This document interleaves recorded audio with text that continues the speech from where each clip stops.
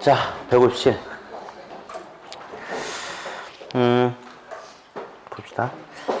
이제 입지 및 공간 구조 이론이 나와요. 그래서 여기는 이제 뭘 배울 거냐면 토지 임대료를 지대라고 그래. 자, 토지 임대료 뭐라 한다? 지대.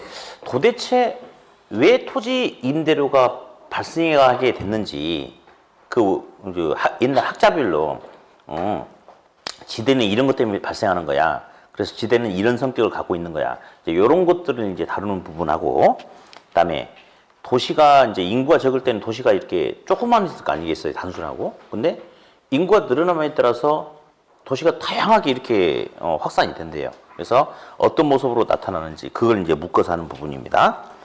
자, 일단은 157페이지 하단부에 보니까 지대에 관한 논쟁이란 게 있는데요. 일단 동그라미 2번에 잠깐 체크 안 하신 분들만. 지대는 생산물 가격에서 생산 요소에 대한 대가를 지불하고 남는 것으로, 자, 지대는 생산비가 아니라 잉여소득이라고 하였다. 잉여소득이라고 체크 한번 해주세요. 잉여소득. 잉여소득. 자, 그리고 넘겨버리세요. 158페이지. 그리고 들으세요. 휘발유 기름값이 있죠, 기름값. 똑같은 휘발유인데 저기 성완 이런 외곽에서 넣으면 리터당 1,400원이야. 근데 저기 강남 뱅뱅 사거리 가서 넣으면 리터당 2,100원이야.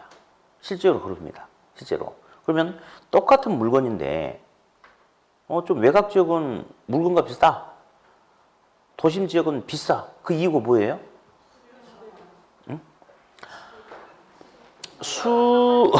수요자는 외곽도 많아. 자동차 다 갖고 있으니까. 땅값. 외곽 지역은 토지 임대료가 싸잖아요. 근데 좀 막 광남 이런 데는 토지 임대료 비싸죠. 그러니까 똑같은 품질의 물건이지만 임대료가 비싸니까 가격을 높게 붙여서 팔 수밖에 없대요. 그게 요즘 우리들이 생각하는 관점이에요. 그런데 우리가 지금 계속 이런 소리 했어요. 예나 지금이나 땅덩어리 면적은 늘어나지도 줄어들지도 않고 항상 그대로다. 기억나세요? 그죠? 그럼 옛날 고전학파라는 게 있대요.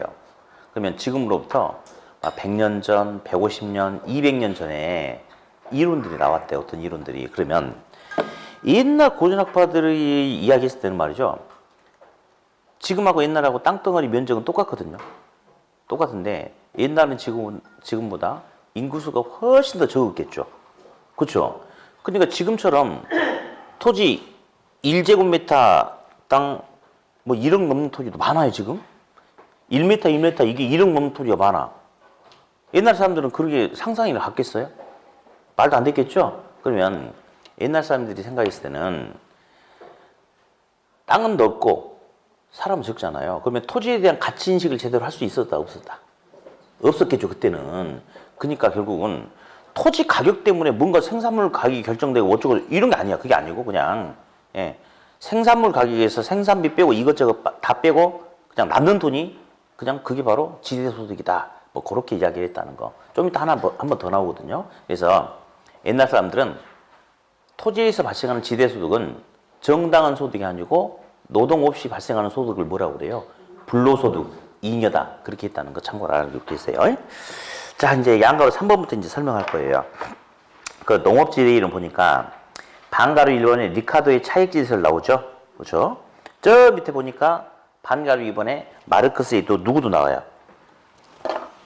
자, 오른쪽 페이지 맨 밑에 절대지대설 보이십니까? 자, 한번 해볼게요, 우리. 자, 이제 7번 보겠습니다. 지대. 첫 번째, 리카도의 차액지대설이라는 게 나와요. 차액지대설. 지대라는 것은 무언가의 차이에 따라서 금액이 달라진다. 이게 차액지대설인데, 이제, 여기 보니까 우리 전에 처음 이렇게 수업 같이 들으셨던 분들한테 이야기해 줬는데, 우리 부동산학개론에 이제 외국학자들 오늘 되게 많이 나와요. 계속 외국 사람들이 나와.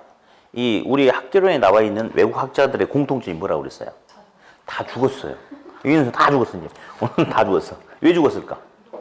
오래돼서 다 죽었어, 오래돼서. 그러면 자, 옛날에는 토지 가치를 평가할 때 가장 중요한 게 농사 지었지 않았겠습니까? 그래서 농사를 지었던 이 생산력, 비옥도 차이에 따라서 그 가치, 금액이 달라진다.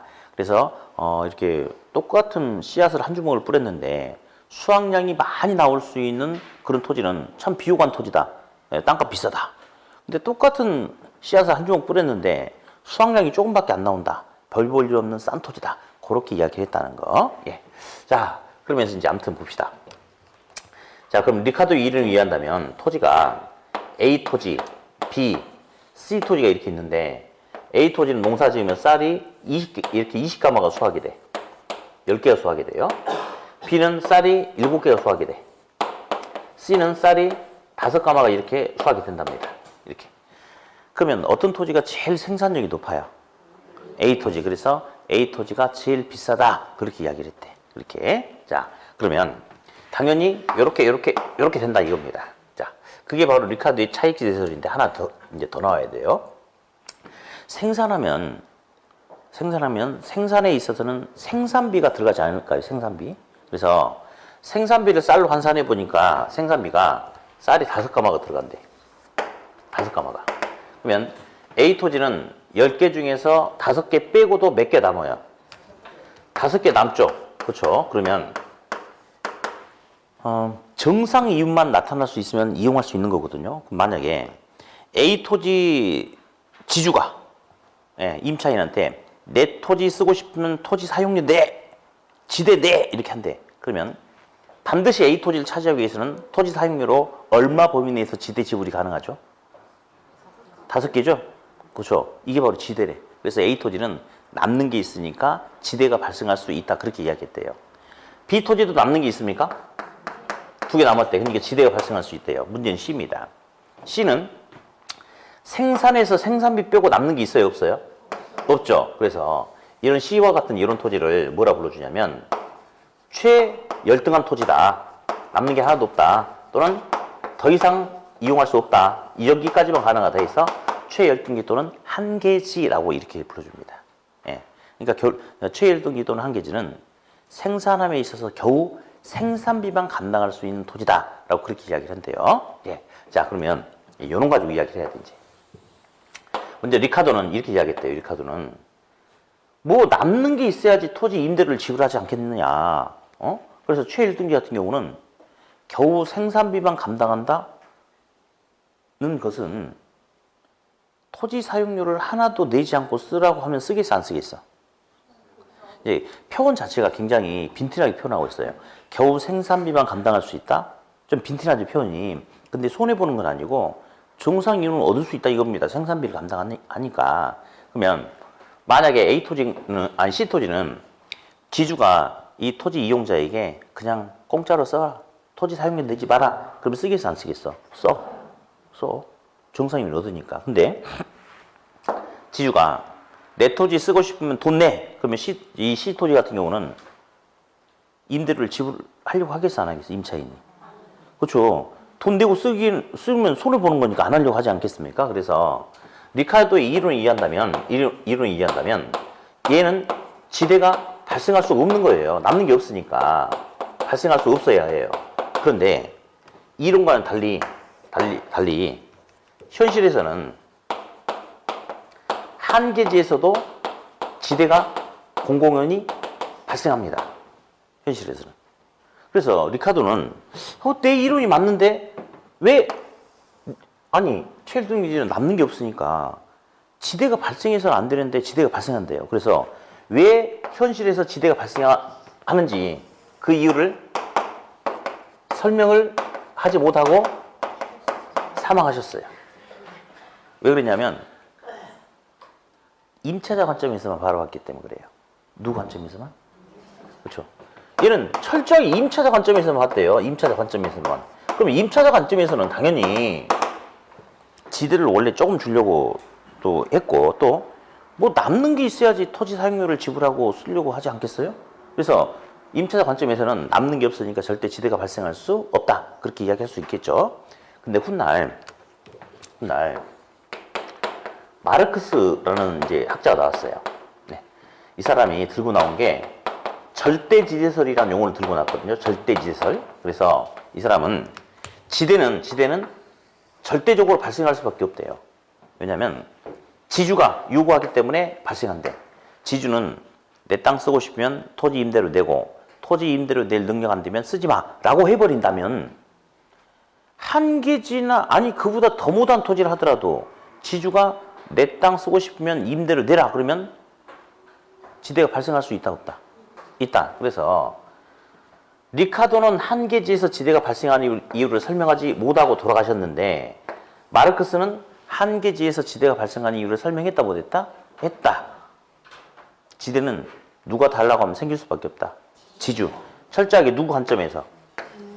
지주 관점에서 접근했다. 이렇게 이야기를 합니다. 그래서 가장 중요한 것은 한계지에서 지대가 발생하는 이유를 설명을 했느냐 못했느냐 그게 이제 제일 중요한 거예요. 예. 어디? 우리 책 좀 봐요. 158. 양가로 3번에 바로 밑에 리카도의 차액 지대설 보이세요? 1번 체크. 차액 지대설에 따른다면 지대는 한계지와 우등지의 비옥도, 생산력의 차이에 의해서 발생. 다음 2번 지대의 발생 원인. 얘는 오답 안 나옵니다. 그냥 밑줄만 그어놔. 지대의 발생 원인으로는 비옥한 토지의 희소성과 수학 체감 현상, 수도 이제 뭔 말인지 설명하겠는데 오답 안 나와. 그냥 들어봐요. 아니 그 A라는 우등한 토지도 있고 B라는 토지도 있고 하는데 굳이 왜 C라는 토지 가지고 논쟁거리가 되냐 이거지. 왜냐면 땅덩어리는 그대로인데 인간의 숫자는 점차 늘어나. 그러다 보면 비옥한 토지만 가지고는 농사 지어서 먹고 살기 힘들잖아 이제. 그렇죠? 그러니까 덜 비옥한 토지를 쓰다 보니 결국 한계지를 건드릴 수밖에 없다 이거지. 두 번째, 수학 체감 법칙도 같은 개념이에요. 굳이 제가 뭐 경제학 이런 소리 안 할게요. 우리 인구 100명이 살아. 근데 A 토지가 비옥해. 응? 비옥해. 예. 그래가지고 그렇지 않아도 어제 보니까 이제 어제 나주에 제 친구 있다고 그러죠. 과수원안에. 이름 뭐지? 어휴, 잘 기억하고 있네. 걔 이제 심심해서 오후에 이제 이렇게 과수원 놀러 갔어. 이제 우리 얘랑 데리고. 그래가지고 거기 가면 이제 우리는 너무 좋은 거예요. 막 강아지도 막 있고 막 돌아다니고 막 하니까. 근데 마침 그 배 이제 준비해야 되잖아요. 그래가지고 두엄 사다가 배 나무 주변에 쫙 이렇게 뿌리는 걸 하고 있더라고. 재수없이 걸렸어요. 그래가지고 한 30분 하다 보니까 막 허리가 너무 아픈 거예요. 그래가지고 역시 나는 노동 체질이 아닌가 봐요. 얼른 도망갔거든요. 근데 보세요 이제 그거 두엄 안 뿌리고 해도 수확이 되는데 뿌리면 더 잘 되잖아요. 그래서 이제 수학 체감 법칙이 그런 거야. 자, 예를 들어서 우리가 이제 100명이 살고 있어요. 근데 농지가 이만큼만 있대. 그러면 이만큼에서 100명이 먹을 거 뽑아내야 되죠. 그렇죠? 뽑아냈어. 이건 내년에는 사람들이 120명으로 늘어났다 이거야. 그럼 이 공간에서 이제 그 120명 먹을 걸 뽑아내야 될 거 아니에요. 그러면 어떻게 하겠어? 두엄 같은 거 뿌려야 되겠지. 그래서 뭔가 비용을 투입해서 더 많은 수확량을 산출해야 되겠죠. 근데 이것도 어느 정도 것은 되지만 이 토지만 가지고는 나중에 어느 정도 시점이 넘어간다면 아무리 두엄이라든지 뭐 탭이 뭐 좋은 거 뿌려도 거기서 추가적으로 나올 수 있는 양이 점점 줄어들 거 아니에요. 그러면 자꾸 인간은 늘어나는데 이 토지만 가지고 농사를 못 짓는다 이거지. 그러니까 결국은 덜 비옥한 걸 건드릴 수밖에 없다. 그러니까 한계지까지 간다. 이런 개념이 되겠어요. 아무튼 방금 동그라미 2번 요놈은 그냥 나와. 그냥 오답 안 나오니까 그냥 넘어가면 돼요. 아셨죠? 다음 오른쪽에 159페이지 동그라미 3번, 4번 별표 둘 다. 동그라미 3번, 4번 별표. 그 다음에 맨 밑에 줄 마르크스의 절대지대설. 이것도 동그라미 별표. 1번 별표. 절대지대설에 의하면 지대는 누구의 요구에 의해서? 지주시죠. 다 설명했던 거예요.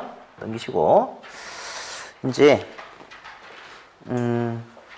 반가로 3번은요. 체크하면 안 돼요. 160페이지 반가로 3번에 누구 나와 있냐면 미래 독점 지대설이라는 게 나왔어요. 체크하면 안 된다고 그랬어요. 안 나오고요. 이렇게는 나온 적도 있어요. 마르크스의 무슨 이론인가요? 이거잖아요. 근데 마르크스의 독점 지대설에 의하면 어쩌고 저쩌고. 맞아 틀려. 절대 지대설이죠? 예, 그런 식으로 오답만 줬으니까 냅둬버리세요. 됐고요. 이제 반가루 4번을 보니까 튀넨이 나와요. 튀넨 것도 이제 한번 해볼게요. 이제 튀넨의 고립국 이론이라는 게 있어요. 이게 1826년도에 나온 이론인데, 자, 잠깐만. 튀넨이라는 사람이 1826년도에 고립국 이론이라는 논문을 발표했대요. 근데 그 논문 안에 보면 여러 가지 또 이론들이 있지 않겠습니까? 그 안에 보니까 우리 책에 있는 것처럼 무슨 지대설이 있대? 위치 지대설이 있대요. 또는 뭐 입지 교차 지대설이라고도 하고요. 그래서 이제 시험에 어떨 때는 튀넨의 고립국 이론에 의하면, 어떨 때는 튀넨의 위치 지대설에 의하면 이렇게도 나와. 그러니까 둘은 그냥 똑같다라고 생각하시면 돼요. 아셨죠? 둘은 똑같아요. 예. 다음. 이제, 토지용 패턴이, 이제 도심을 중심으로, 도심. 아이씨, 근데 1826년이면 몇 년 전인가?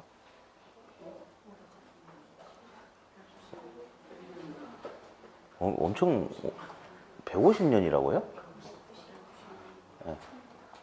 191년 전인가? 응? 191년 전. 그러면 인구가 엄청 없었겠는데? 그죠?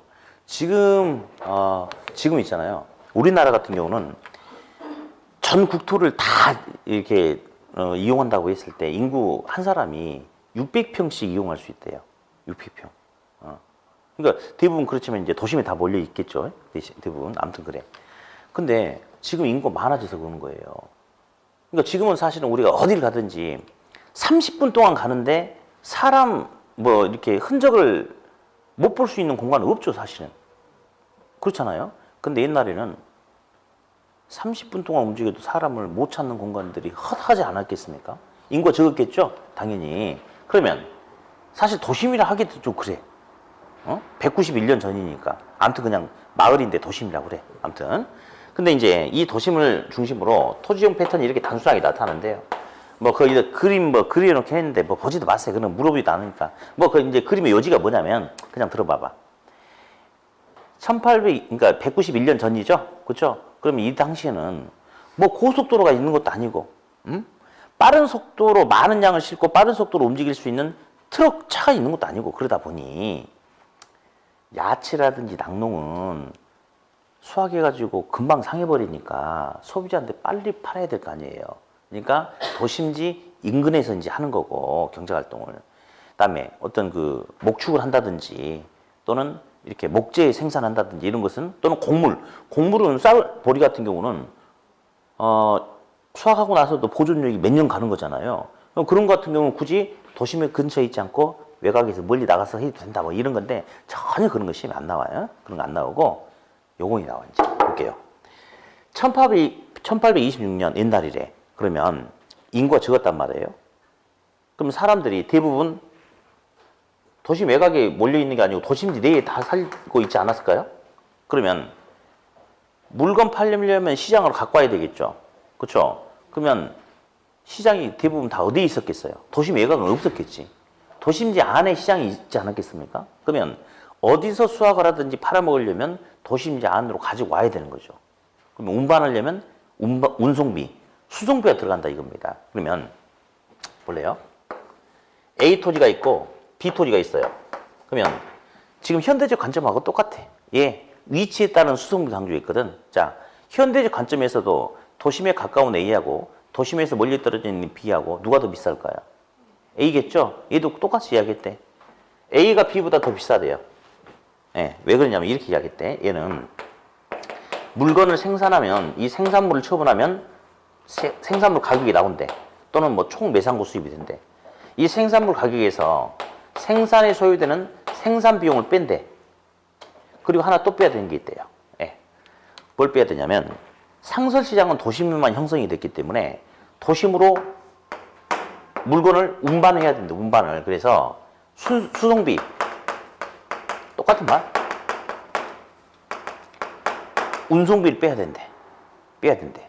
그리고 한마디 더 합시다.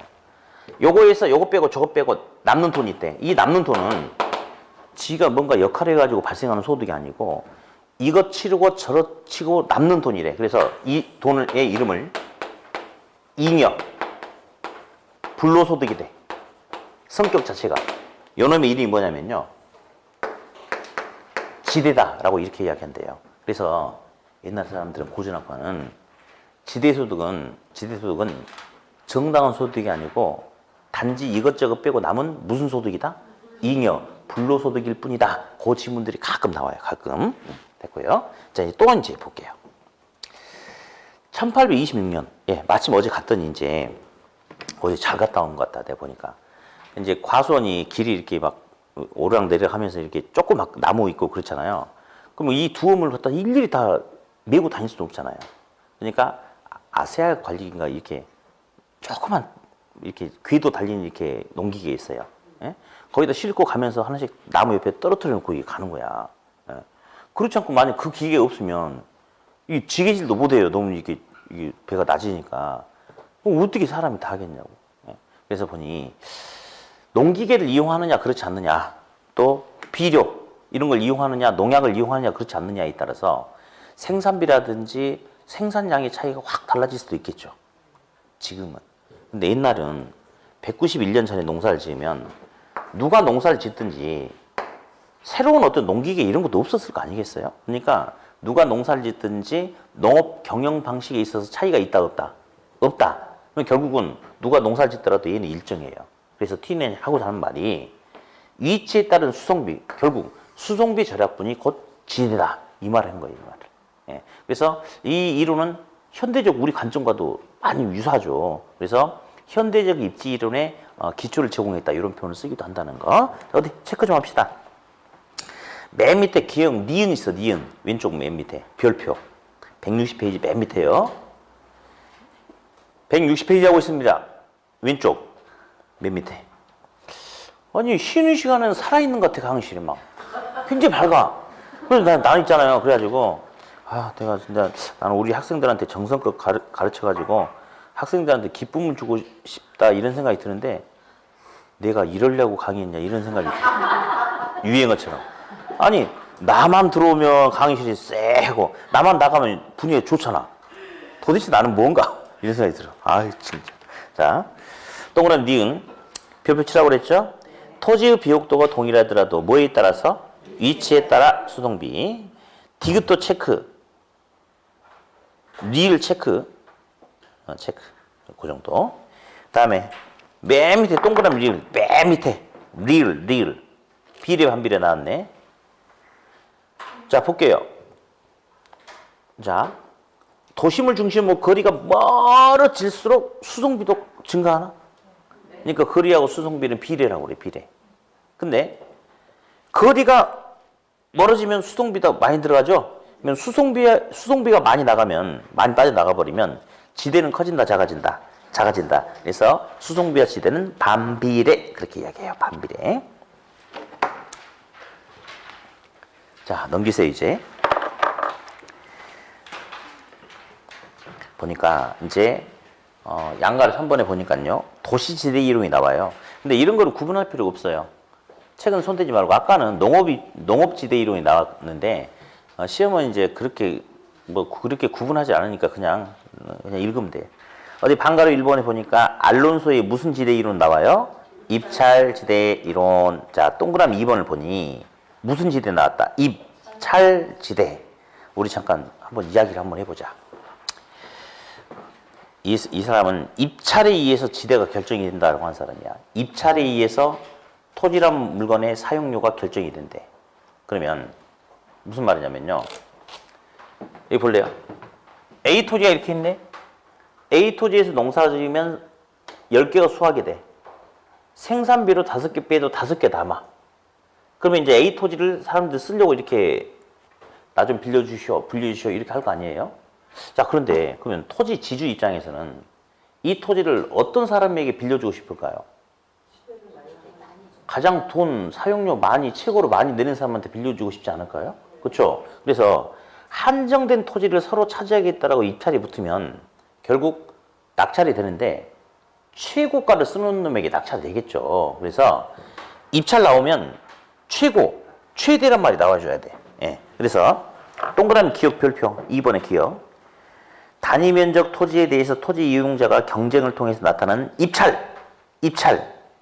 통해서 세 번째 줄 뭐로 나왔어요? 최대. 공식입니다. 입찰 나오면 최대가 나와야 되거든요. 어디? 그 기출지문 우리 1번, 2번 좀 해볼게요. 그냥 1번 먼저. 1번. 지대는 기업주 정상 이용과 투입 생산비를 지불하고 남은 잉여에 해당하며 토지 이용자에게는 최소 지불 용액이라 할 수 있다? 틀렸죠? 예. 다음 2번도 잠깐. 2번은 이제 설명해 줄 건데 가만히 기다려주세요. 2번. 알론소의 입찰 지대곡선은 여러 개의 지대곡선 중에 가장 높은 부분 연결했다. 대충 맞는 것 같아? 틀린 것 같아? 그럼 맞아요. 맞아. 이제 요것 좀 설명해 주려고. 7번 볼게요. 이게 도심이에요. 도심이고 도심 외곽, 교외 지역에 있어요. 이렇게. 그러면 이제 봅시다. 도심지를 중심으로 상업용은 도심지에서 멀리 뻗어나가면 안 된대요. 그래서 반경 3km까지는 시가지가 형성이 돼 있기 때문에 상업용이 이렇게 형성이 된대. 이렇게. 근데 더 멀리 뻗어나가면 안 된대. 그래서 이게 상업용의 지대곡선이다라고 가정하고. 다음. 근데 주거용 같은 경우는 직장이 도심에 있거든요. 도심으로 출퇴근만 가능하면 가능하기 때문에 굳이 복잡한 힘들어 비싼 도심에 있지 않고 도심에서 외곽으로 좀 멀리 나갈 수도 있다. 주거용은. 다음. 공장 같은 경우는 역시 굳이 규제도 심하고 임대료 비싼 도심 근처에 있으려고 하는 게 아니고 생산이나 어떤 생산에 있어서 문제가 되지 않는다면 더 멀리 외곽으로 공장을 나갈 수도 있답니다. 이런 식으로. 그럼 볼까요? 도심지에서 여기까지, 여기를 D1이라고 할게. D1까지는 공업용, 주거용, 상업용 어떤 용도가 가장 높은 지불 능력을 보여요? 그러니까 주로 상업용을 이용하고 있는 겁니다. 다음, 여기를 D2라고 하자. D2. 그럼 D1에서 D2 사이에서는 상업용, 공업용, 주거용 어떤 용도가 가장 높은 지불 능력을 보이냐? 주거용. 나머지는 공업용. 이런 식으로. 그래서 이런 선을 전부 연결한 것을 도심의 지대곡선이라고 그래.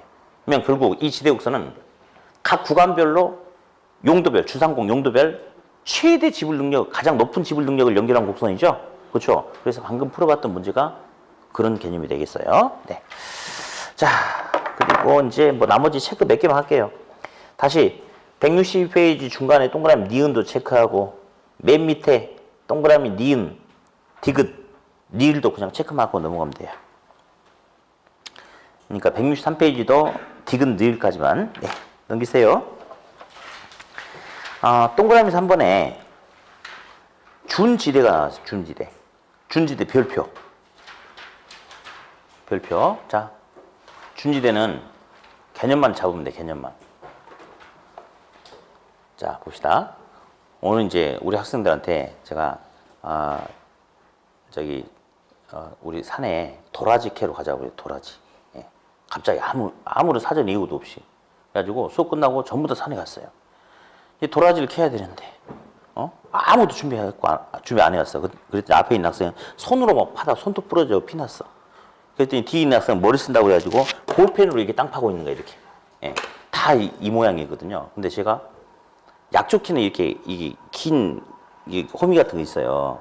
그걸 갖고 와가지고 캐. 그럼 남들은 가지고 있지 않은 도구를 내가 지금 혼자 갖고 있으니까 독보적인 존재가 있어야 되잖아. 그래서 남들 이만큼 도라지 캘 때 저는 훨씬 더 많은 양의 도라지를 캘 수 있겠습니까? 그게 바로 준지대. 예. 기계나 어떤 도구 등을 이용해서 남들보다 더 많은 초과임을 가져갈 수 있는 게 준지대인데 더 중요한 것은 이 준지대는 영원하지 않다는 거야. 그러니까 아무튼 오늘 이렇게 가가지고 학생들이 골탕을 먹었어. 아니, 그래 속으로 그런 거야. 저 인간이 미리 전주에 미리 알려줬으면 우리도 준비를 해갖고 올 건데 아무 준비도 해갖고자 하지 않은 상태에 와가지고 그랬다 이거예요. 아무튼 그랬어. 그래서 내가 그랬어요. 오늘 다음 주에 우리 도라지 키로 또 가게요 했더니 학생들이 네 그랬어요. 다음 주에 산에 갔어. 또 제 가방에서 뭘 꺼내겠어요? 호미 꺼내겠죠. 우리 학생들은 다 꺼내겠죠 이제. 그러면 저번 주까지만 해도 남들이 가지고 있지 않은 도구나 기기를 통해서 특별한 이익이 나한테 주어졌는데 이번 주는 사라졌습니까? 그렇죠? 그래서 하나 써야 돼. 자, 준지대는 생산을 위하여 사람이 만든 기계나 기구로부터 얻는 생산 요소에 기속되는 소득으로. 자, 일시적인 지대 성격. 일시적인 지대 성격. 그러니까 결국은 이 준지대는 장기에는 존재한다, 소멸한다. 장기에는 소멸한다. 그렇게. 소멸한다. 기출지문 2번, 3번 볼 거예요. 토지에 대한 개량 공사로 인해서 추가적으로 발생하는 일시적인 소득은 준지대에 속한다. 예, 맞고요. 다음 3번. 준지대는 토지 이외의 고정 요소에 귀속되는 소득으로서 다른 조건이 동일하다면 영구적인 지대 성격을 가지는 소득이다. 맞아요? 일시적인 소득이라고 그랬죠? 그 정도만 딱 개념 잡고 놔두세요. 네. 그리고 165페이지는 헤이그의 마찰 비용 이론은요, 시험에 나와도 오답을 유도하지 않거든요. 그러니까 보지 마세요. 자, 이제 166페이지 넘깁니다. 거기 보니까 이제 도시 공간구조 이론이 나와요. 네, 공간구조 이론이 나오는데, 오른쪽 페이지 보니까 또 뭐가 이제 또 쭉 있네요. 보니까. 도시 공간구조 이론. 이제 지금 하고자 하는 도시 구조 이론을 하려고 하는데 지금 이게 이제 뭐냐면요.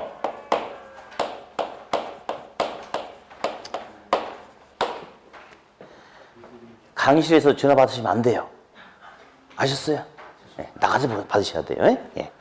자, 인간의 숫자가 적을 때는 아주 이제 토지용 패턴이 단순해요. 근데 인간의 숫자가 늘어남에 따라서 이제 도시가 좀 더 다양한 모습으로 나타난대요. 그래서 인간이 늘어남에 따라서 도시가 성장하는데 어떤 모습으로 도시가 성장하는지 이제 그런 것을 가지고 이야기하는 겁니다. 먼저 첫 번째 책의 방가로 1번에 버제스에 뭐 나왔어요? 버제스에 동시번설이 나와요. 동시번설. 네.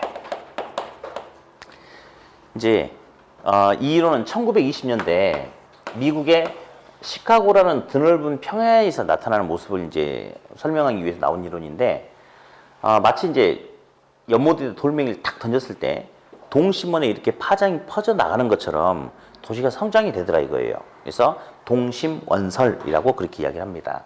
그래서 어디 맨 처음에 이제 동그라미 1번이 있어요. 책에 보니까 1번 뭐라고 나왔어요? 중심 업무 지구 또는 중심 업무 지대라고 합니다. 1번이 뭐냐면요. 모든 기능이, 종합적인 기능이 다 있대요. 우체국도 1번이 있었고요. 이제 시카고 이야기하고 있어요. 보안관 사무실도, 회사, 기업도, 은행도, 뭐 식당도, 공장도 1번에 종합적인 기능이 다 있었대. 왜? 사람이 처음에 얼마 안 됐거든. 그랬대요. 근데 이제 인구가 늘어난대.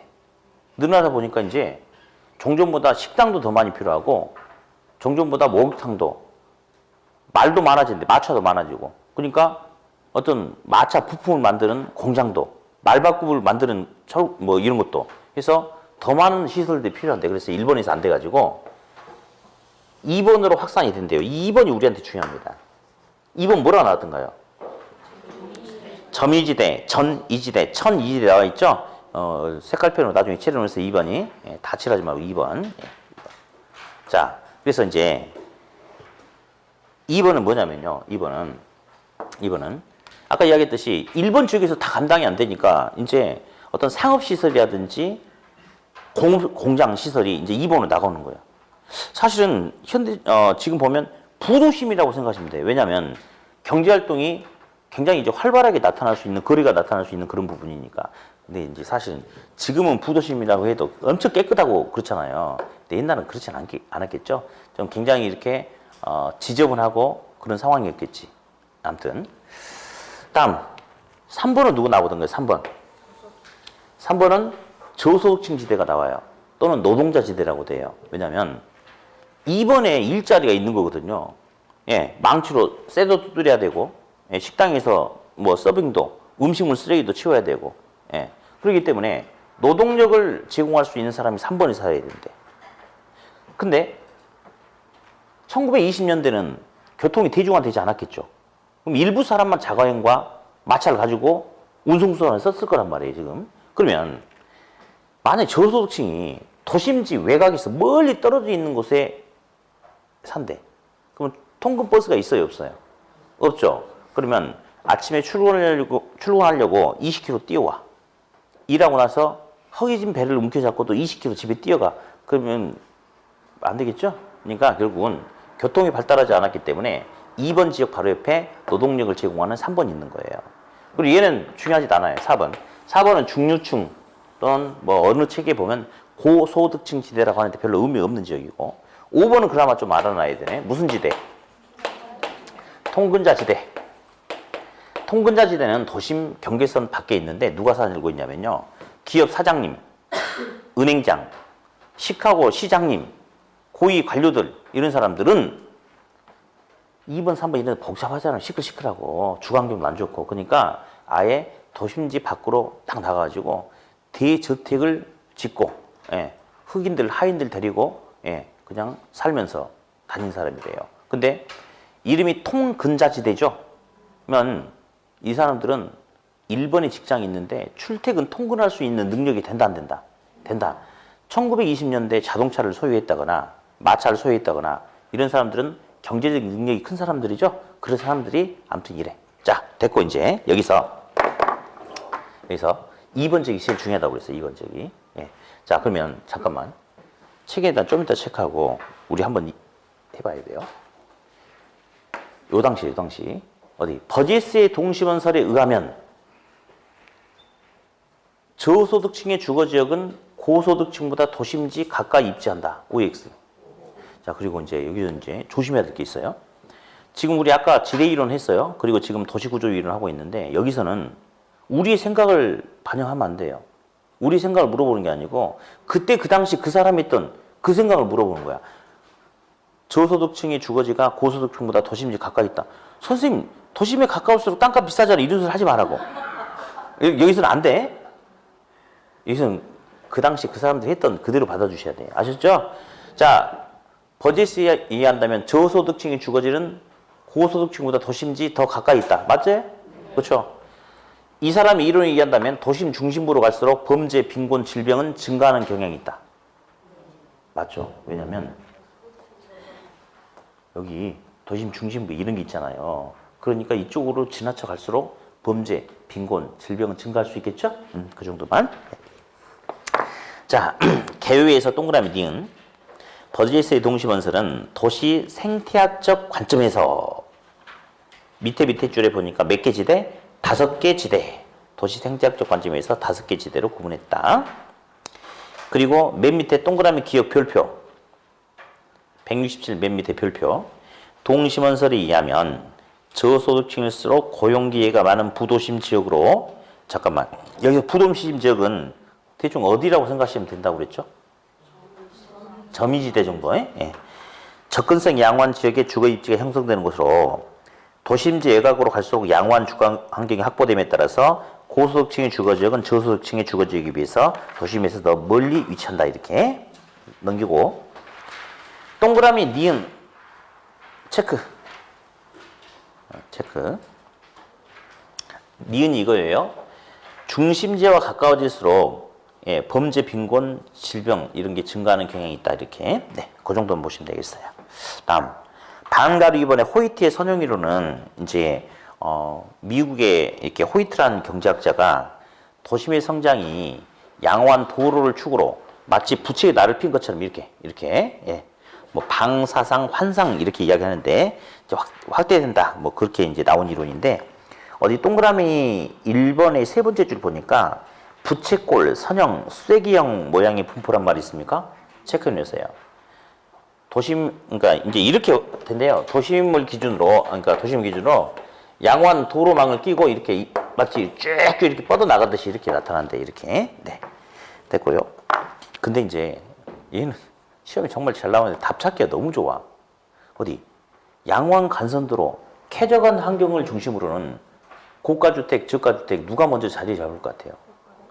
당연한 거 아닌가? 그래서 좋은 데는 먼저 고소득층이 자리를 잡고 고소득층이 어디 입지하느냐에 따라서 나머지 입지가 결정된다. 너무 당연한 소리입니다. 그래서 동그라미 아무튼 2번은 별표입니다. 별표. 고소득층이 주거지는 주요 교통노선을 축으로 해서 접근성이 양호한 지역에 입지한다. 됐습니다. 동그라미 4번, 5번도 둘 다 체크하세요. 그러니까 호이트 이론은 결국은 좋은데 양호한 데는 잘 사는 놈이 입지한다. 끝. 뭐 그런 개념. 다음 방가로 3번. 해리스 울만의 다핵심 이론이라는 게 있어요. 이제 이렇게 해리스라는 학자하고 울만이라는 학자가 이제 다핵심 이론을 주장을 했거든요. 이게 뭐냐면요. 여기 잠깐 주목하세요. 핵 또는 핵심이란 것은 도심의 성장을 끌어가는 어떤 견인적인 요소예요. 뭐 교육의 중심, 그다음에 유통의 중심, 상업활동의 중심, 행정의 중심 이렇게 그런 걸 갖다 이제 다핵심 이론이다라고 하는데 어디 소도시는 인구가 많아야 적어요? 적죠. 그러면 핵심적인 기능도 많을까 적을까? 적겠다. 그래서 소도시는 단핵 패턴을 띈다 이런 표현이 있어요.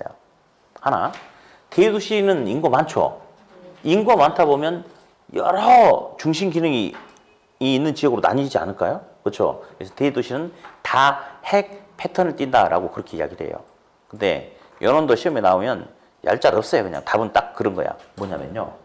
우리 주변에서 한번 생각을 해봐. 공장도 도시에 필요합니까? 필요합니다. 그죠? 상업시설도 필요해요? 필요하죠. 특히 단란주점 이런 거 꼭 필요하잖아요. 네. 그다음에 주택도 필요한 거죠? 공원도 필요하고 학교도 필요한 거 맞죠? 병원도? 그죠? 자, 근데 우리 주변에 보면 한 동네에 공장과 상업시설과 학교, 주택이 혼재되지 않을걸요? 네.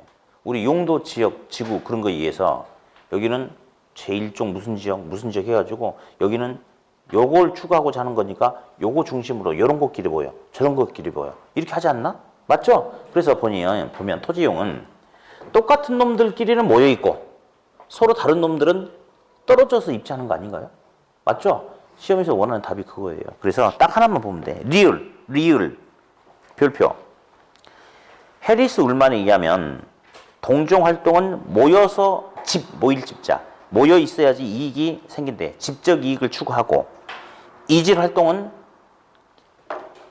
이익을 상반되므로 서로 추구하고자 하는 게 다르니까 분산 입지를 하게 된다. 딱 그것만. 똑같은 놈들은 집적 이익, 이질 활동, 분산 입지. 171. 그 말이 동그라미 니은과 디귿이 그 말이에요. 니은과 디귿이. 니은, 디귿 나중에 보시고. 우리 기출지문 봅시다. 기출지문.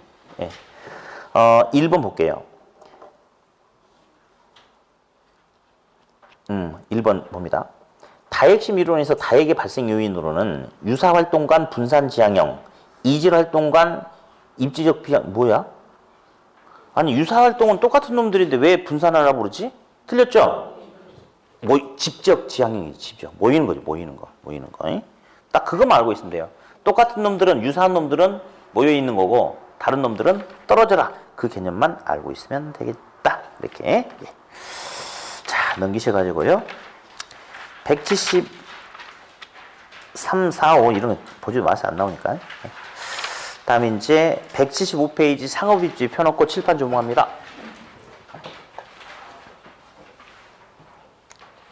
어디 아까 우리 1교시 때, 2교시 때 배웠던 거 큰 것만 잠깐만 한번 살짝만 봅시다. 책은 그냥 175 펴놓으시면 돼요. 자, 아까 우리 주거분리 요가작용 아까 한번 해봤죠? 그렇죠? 자, 주거분리는 소득의 문제로 인해서 고소득층의 주거지역과 저소득층의 주거지역이 서로 분리돼서 입지하는 게 주거분리다. 그리고 핵심은 이거였다. 고소득층 주택지역 그리고 고소득층과 인접한 주택지역은 정예부일까 부예부일까? 정예부일까고. 다음 저소득층 주택지역과 저소득층과의 인접한 주택지역은 부예부일까? 기억나십니까? 네, 그렇죠. 네. 침입, 천의 이런 거 들어봤죠. 고소득층 동네에 저소득층이 일부 들어와.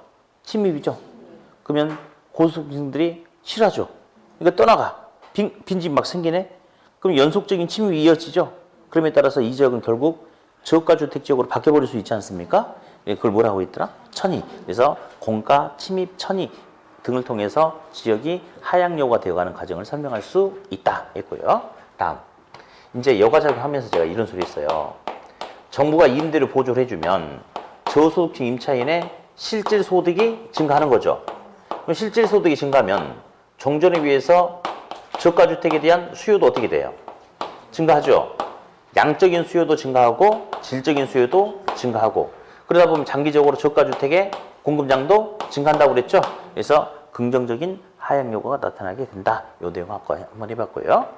그다음에 효율적 시장. 새로운 정보가 지체 없이 즉각적으로 가치에 영향을 끼치는 시장을 효율적 시장이라고 그래요. 약성 효율적 시장은 언제 그 정보가 반영되고 과거, 중강성은 현재. 부동산 시장은 강성 효율적 시장으로 존재한다 하면 안 되는 거 아시죠? 강성 시장은 모든 정보가 다 공개되어 있는 시장, 우리는 그런 시장이 아니지 않습니까? 예, 그렇게. 그러면 과거 정보를 분석하는 약성 시장에서는 기술적 분석을 하면 정상이 넣는 거고 중강성 시장은 현재의 정보를 분석하는 기본적 분석을 하면 정상이익을 얻는 거고 근데 강성효율적 시장은 모든 정보가 다 공개돼 있죠. 그러니까 초과이익은 절대 획득할 수 없다. 이런 내용 해봤고요. 투기가 발생하는 이유는 시장이 불안전하기 때문에 그런 게 아니고 할당효율적이지 않기 때문에 했다라고 했는데 일단은 그보단 더 중요한 게 역시 계산 문제일 거예요. 이거 아마 요 효율적 시장 이론 파트는 정보 비용의 현재 가치 아까 한 계산 문제 있죠. 그게 이번 시험에 나올 딱 3년 이제 3년 만에 등장하는 거니까 나올 거예요. 아마 그게. 근데 그것도 아까 제가 그랬어요. 다음 순환 때부터는 정말 너무 간단하게 팍팍 뛰어가서 그냥 답을 끄집어 내버리겠다고. 아까 해보니까 금방 계산이 끝나잖아요. 제가 시킨 대로 하다 보니까. 근데 이번 순환까지는 제가 아까 뭐 이야기했죠? 그냥 뚜벅뚜벅 한 발씩 걸어가면서 책에 있는 그 문제가 두 문제가 있어요. 책에. 그대로 그냥 책에서 원하는 대로 다시 한번 복습을 하세요. 아셨죠? 네. 다음. 지대 이론. 고전학파 이런 사람들은 지대는 잉여소득이다. 아까 잠깐 이야기해봤죠? 지대는 잉여소득이다 하면서. 자, 어디? 리카도. 차익지대설. 마르크스. 절대지대설. 리카도는 오로지 임차인 입장에서만 이야기했기 때문에 한 기지에서 지대가 발생하는 이유를 설명하지 못했는데 마르크스는 누구 관점에서? 지주 관점에서 접근해서 한 기지에서도 지대가 발생하는 이유를 설명을 했다라고 그렇게 이야기했네요. 예. 다음. 튀넨. 위치에 따른 수송비. 수송비 절약분이 곧 뭐다? 지대다. 예, 위치에 따라서 수송비가 달라진다. 자, 하나 또 보자. 보니까 이게 튀넨 거죠? 이게 버젯일 거야. 근데 둘이 닮았어. 보니까 그림이. 그죠? 예. 그래서 누가 누구 거를 응용을 했다. 이게 시험에 오답이 한번 나온 적이 있거든. 누가 누구 걸 응용했을 것 같아요? 아, 당연히. 얘가 후배잖아, 후배. 그러니까 튀넨의 이론을 버젯스가 도시 구조에 응용을 했다. 이렇게 나와야 되는데, 시험에 막. 튀넨이 버젯스 이론을 농업 부문에 응용했다. 말도 안 되는 소리가 나오고 있어요. 항상 논문은 선배 거 논문을 인용을 하는 거죠. 맞죠? 그래서 후배는 선배 거를 응용을 하는 거예요. 이건 알아서 하세요. 헷갈리면 안 돼. 네. 다음. 입찰지대 이론. 입찰 나오면 최고, 가장 높은. 아까 해봤어요. 가장 높은. 네. 가서 준지대 아까 콤이 이야기했네.